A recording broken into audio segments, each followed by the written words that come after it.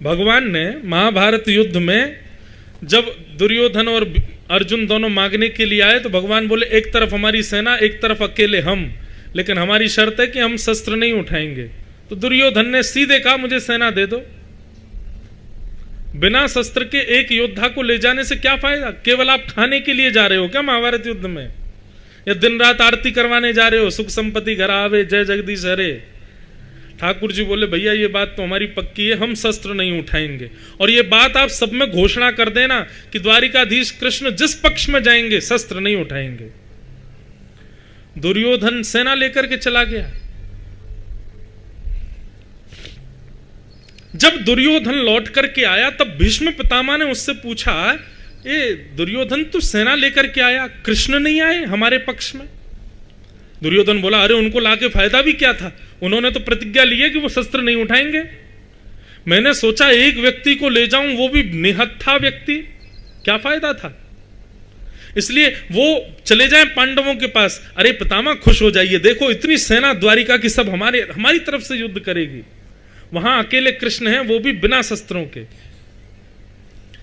भीष्म पितामह बोले बेटा क्वांटिटी तेरे पास आई है लेकिन क्वालिटी वहीं गई है। आजकल का मानव भी ऐसा ही है, क्वांटिटी ज्यादा चाहिए, क्वालिटी चाहे रद्दी हो जाए। लेकिन पांडवों के पास भले ही क्वांटिटी नहीं थी, एक ही थी, लेकिन क्वालिटी थी, श्री कृष्ण थे। इसलिए कम लो लेकिन क्वालिटी देख करके लो। यह बात हर चीज में लागू है, भक्ति में भी लागू है।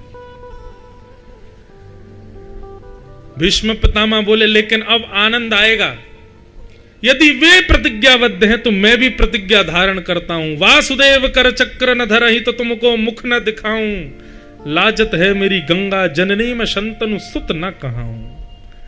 यदि महाभारत युद्ध में श्री कृष्ण ने शस्त्र धारण नहीं किया तो मेरे प्राण जब निकलेंगे तो मेरा शव उल्टा गिरेगा, किसी को अपना मुख नहीं दिखाऊंगा मैं। और मेरे नाम के आगे से शंतनु सुत गंगा पुत्र ये नाम हटा दीजिएगा। मैं घोषणा करके कहता हूं यदि मैंने वासुदेव कृष्ण के हाथों में शस्त्र धारण नहीं करवाए तो। महाराज प्रतिज्ञा ले ली भीष्म पितामह ने। अब महाभारत युद्ध प्रारंभ हुआ। 5 दिन तक तो भीष्म पितामह पीछे खड़े रहे, धनुष बाण उठाए ही नहीं उन्होंने, केवल ठाकुर जी का दर्शन कर रहे थे, कैसे रथ को इधर ले जाते हैं कभी उधर ले जाते हैं। यहां पे भीष्म पितामह ने वर्णन किया है। भीष्म पितामह कहते हैं मैं युद्ध थोड़ी कर रहा था। भगवान ने पूछा कि तुम पांडवों के पक्ष में क्यों नहीं रहे, तुम कौरवों के पक्ष में क्यों गए? तो भीष्म पितामह कहते हैं बोले प्रभु पांडवों के पक्ष में आता तो या तो आपके दाएं खड़ा होता या बाएं खड़ा होता, और दाएं बाएं से केवल आपका आधा आधा अंग दिखता, मुझे तो पूरा देखना था, इसलिए मैं सामने खड़ा हुआ, इसलिए मैं कौरवों के पक्ष में गया ताकि आप मुझे पूरे दिख सको। तो भीष्म पितामह युद्ध थोड़ी कर रहे हैं, वो तो केवल ठाकुर जी का रूप देख रहे थे, वो ठाकुर जी की चतुराई देख रहे थे। ये रथ कैसे दौड़ाते हैं, ये कैसे कोई धनुष बाण से बाण निकलता है, कैसे अर्जुन को बचा लेते हैं, ये सब देख रहे थे भीष्म पितामह। लेकिन 5 दिन के बाद जब कौरवों की सेना कम होने लगी तो दुर्योधन ने भीष्म पितामह से कहा प्रभु हमें तो ऐसा लगता है हमारा अन्न खाते हो लेकिन भला चाहते हो आप पांडवों का। भीष्म पितामह को ये बात सुन के क्रोध आ गया। बोले तूने ऐसा क्यों कहा? बोले 5 दिन हो गए आपने अभी तक धनुष नहीं उठाया अपना। भीष्म पितामह बोले कल से महाभारत युद्ध का नेतृत्व मैं करूंगा।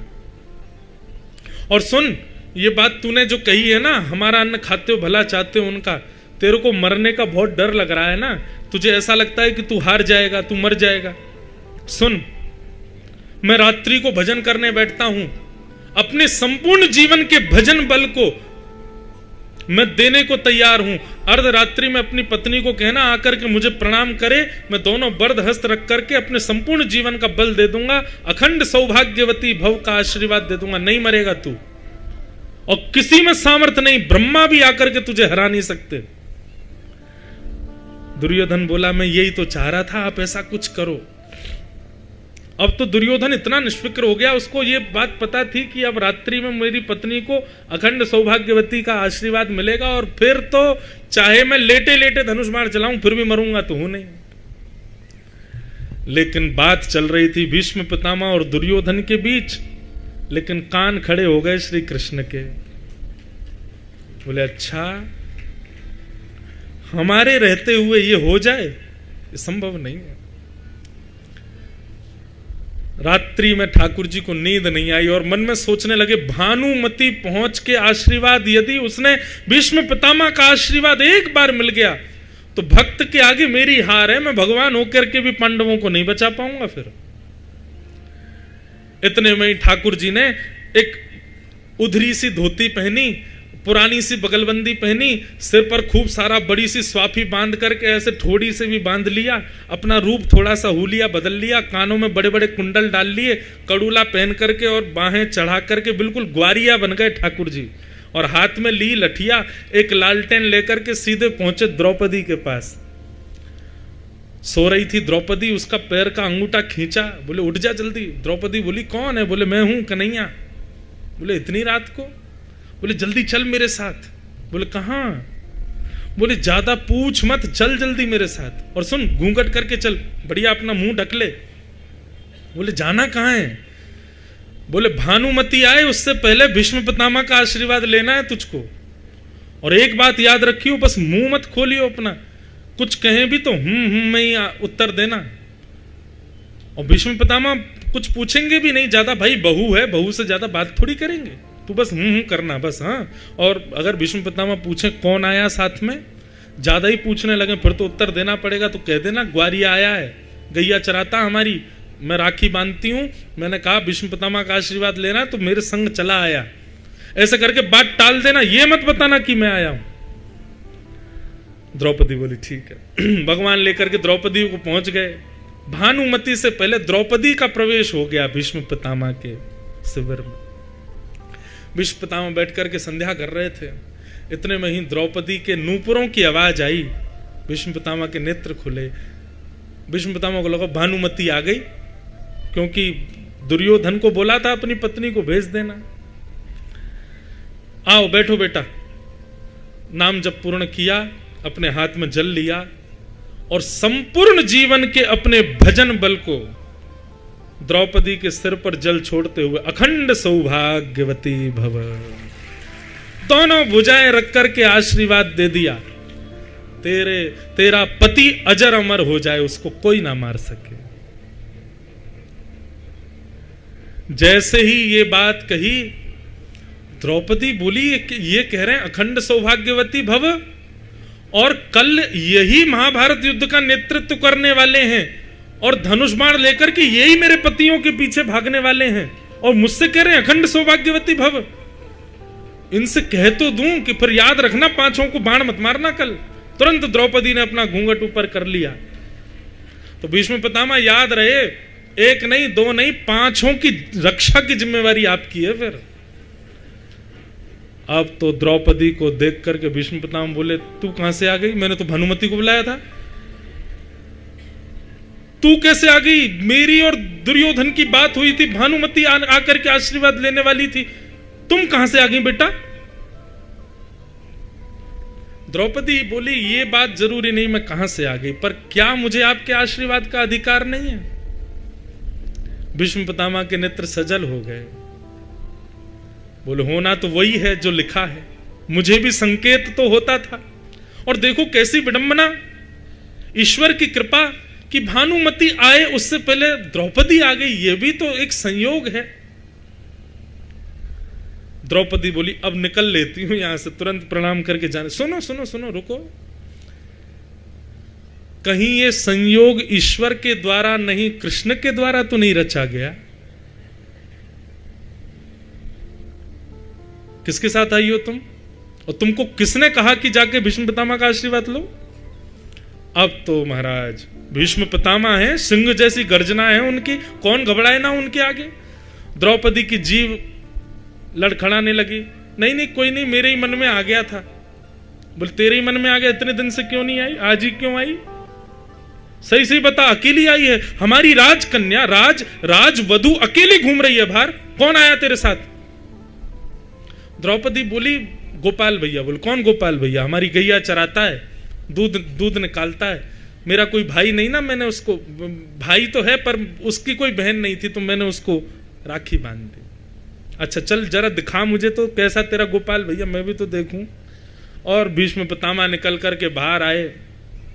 ओ गोपाल भैया कहाँ है भैया इतकुआ? दूर बैठे ठाकुर जी को वहीं पटक लग गई। बोले कि अब तो हम फंस गए, ये द्रौपदी ने भीतर जाके मुंह खोल दिया अपना। ठाकुर जी बोले राम राम जी। बोले दूर से राम राम नहीं, इधर आओ बेटा, हमें भी तो दिखाओ कौन हो तुम। ठाकुर जी समीप गए, ऐसा बढ़िया पाग वाग बांध के ठोड़ी वोड़ी से ऐसे लिपटा करके गए थे, पता ही नहीं चले कि मैं हूं। लेकिन भीष्म पितामह ने कहा द्रौपदी तेरे गोपाल भैया के नेत्र कहीं देखे देखे लग रहे हैं, कहीं तो देखा है। ठाकुर जी खूब छुपा में बोले अरे ग्वारिया हूं, गैयान के बीच में देख लिया होगा। बोले कहीं रथों के बीच में तो नहीं देखा, कहीं घोड़ों के बीच में तो नहीं देखा, पाग उतारो अपनी। गोपाल भैया बोला अरे पाग कैसे उतार देंगे महाराज, शान है हमारी। अरे इधर आ, पकड़ करके जैसे ही पाग खींचे, घुंघराले केश ठाकुर जी के खुल गए। जो मोरपीछ छिपा हुआ था भीतर, वो मानो जैसे धीरे से खड़ा हो गया। ऐसा सुंदर रूप ठाकुर जी का। चंद्रमा था तो अमावस्या का, लेकिन मन में सोचने लगा इतने सुंदर श्याम सुंदर और हम फोकस ना डालें। तुरंत पूर्णिमा का चंद्रमा प्रकट हो गया। ठाकुर जी का रूप भीष्म पितामह के सामने आनंदित हो गए। भीष्म पितामह के नेत्र लाल पड़ गए, लेकिन मंद मंद मुस्कुरा रहे हैं। वारे कन्हैया, ये तू ही कर सकता है कि भानुमति द्रौपदी में बदल जाए, ये तेरी ही लीला है। कल से महाभारत युद्ध का नेतृत्व मैं करने वाला हूं। हे द्रौपदी, मैंने तुझे आशीर्वाद दिया है, अखंड सौभाग्यवती भव। तेरे सामने जिम्मेवारी देता हूं कि पांचों की रक्षा ये करेगा। अगर पांचों को खरोंच भी लगे तो मेरे पास मत आना रोती हुई, क्योंकि आशीर्वाद मैंने दिया, लेकिन जिम्मेवारी भी तेरे सामने इसको दे दी मैंने। अब ये बचाएगा पांचों को, कैसे बचाएगा वो इसके ऊपर है। ऐसा कहकर के भीष्म पितामह तो भीतर चले गए। द्रौपदी बोली भैया आप इतने दुखी क्यों हो रहे हो, आप बचा लेना ना। बोले तू नहीं जानती है, ये भीष्म पितामह अपनी प्रतिज्ञा पूरी करेगा। इसने प्रतिज्ञा ले रखी है कि मेरे हाथ में शस्त्र उठवाना है इसको।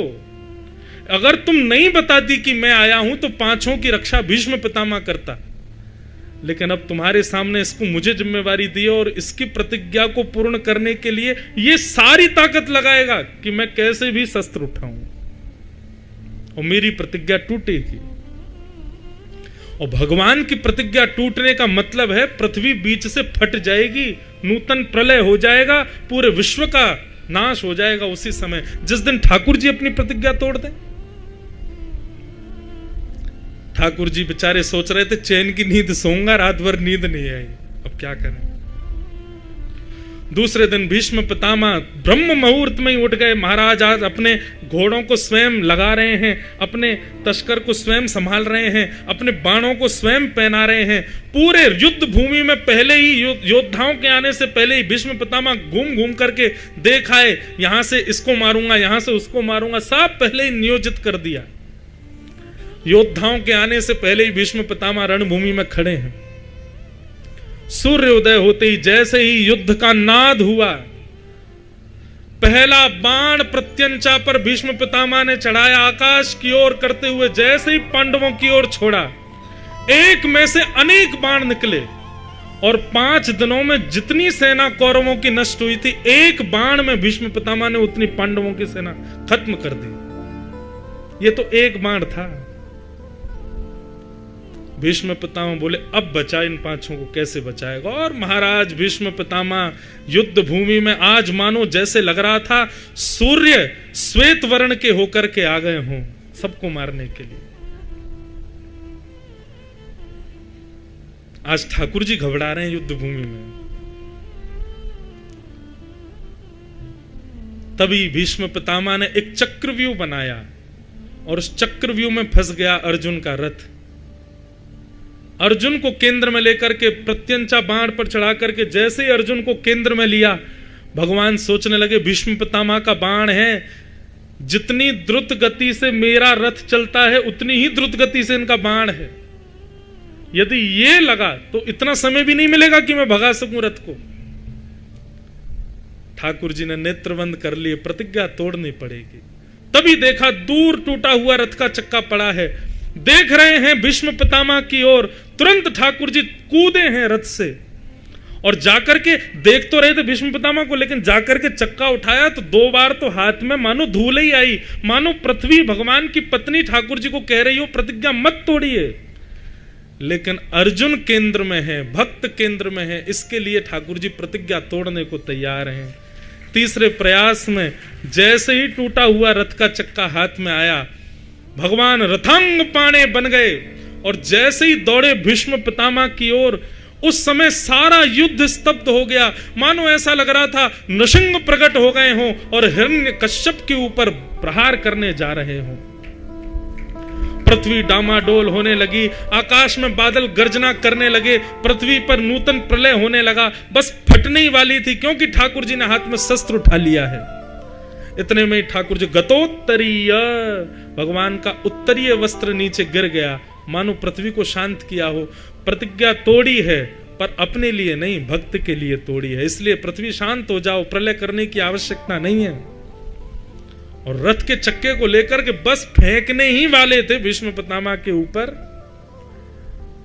भीष्म पितामह ने अपनी प्रत्यंचा को ढीला किया, धनुष बाण नीचे रख दिए और ताली बजाने लगे, वाह वाह वाह वाह वाह। अरे देखो देखो देखो देखो देखो, प्रतिज्ञाधारी खड़ा है सामने हमारे। मैं बिना शस्त्र के भूमि के भार को हरूंगा, मैं बिना शस्त्र के महाभारत युद्ध को लड़ूंगा।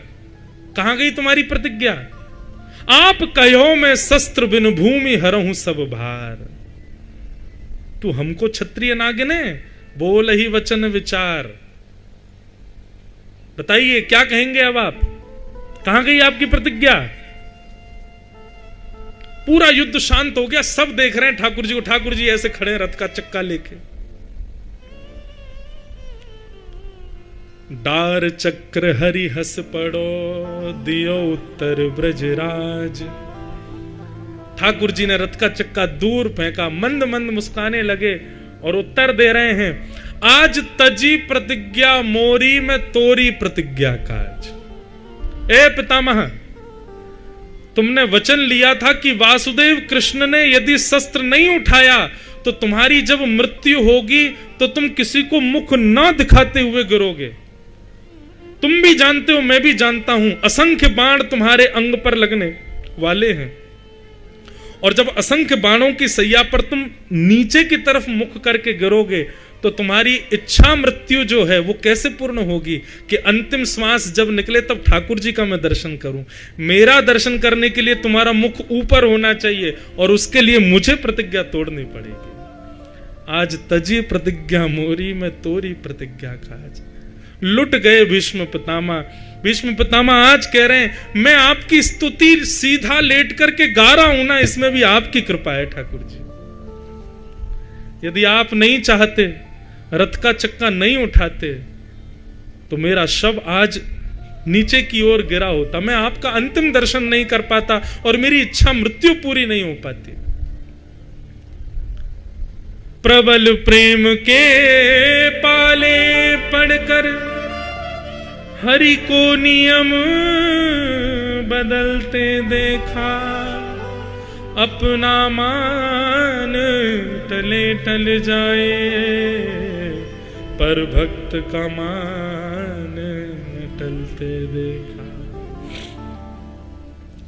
लोग भले ही ये कह देंगे कि मैंने प्रतिज्ञा तोड़ी, पर भीष्म पितामह, तुमको मेरा अंतिम दर्शन, तुम्हारी अंतिम श्वास में मेरा दर्शन तुमको नहीं हो पाता यदि मैं अपनी प्रतिज्ञा नहीं तोड़ता।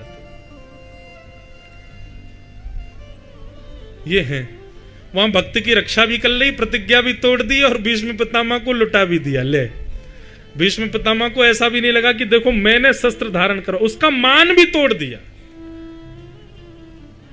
ऐसे वर्सेटाइल कैरेक्टर हैं हमारे श्री कृष्ण, एक ही क्रिया में सब कर देते हैं।